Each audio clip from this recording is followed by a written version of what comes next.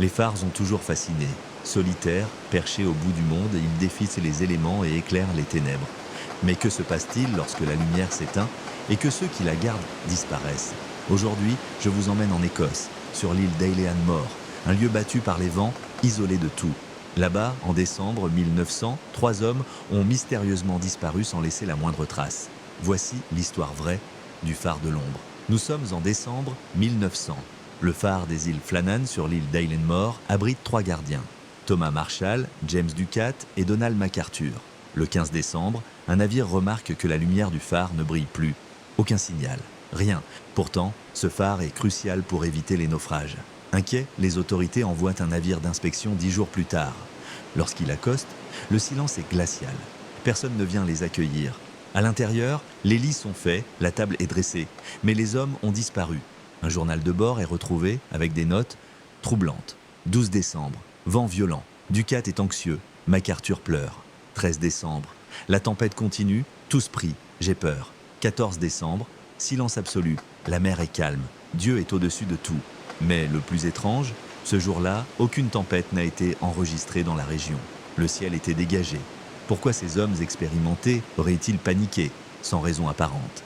Les enquêteurs envisagent plusieurs hypothèses. Une vague géante, peut-être? Mais pourquoi un seul manteau manquait? Pourquoi la porte était-elle restée ouverte?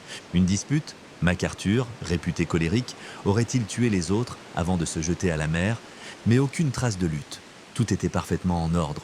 D'autres parlent de phénomènes paranormaux. Certains marins affirment avoir vu des lueurs étranges au-dessus du phare. D'autres disent avoir entendu des cris portés par le vent. En 1971, un passionné de radio amateur affirme avoir capté un signal étrange en provenance d'Eilean Mor. Des voix en gaélique écossais murmurant « Nous ne sommes pas seuls ». Il était venu. Aucun enregistrement n'a été conservé. Mais ce témoignage relance les rumeurs. En 1995, un écrivain affirme que le phare a été bâti sur un ancien site celtique sacré. Selon lui, les gardiens auraient involontairement réveillé quelque chose. L'affaire est finalement classée. On n'en parle plus, le phare est automatisé, interdit au public. Mais les rumeurs, elles, continuent. Certains marins affirment encore voir des ombres près du phare. D'autres entendent des voix sur les ondes radio, répétant les noms des gardiens.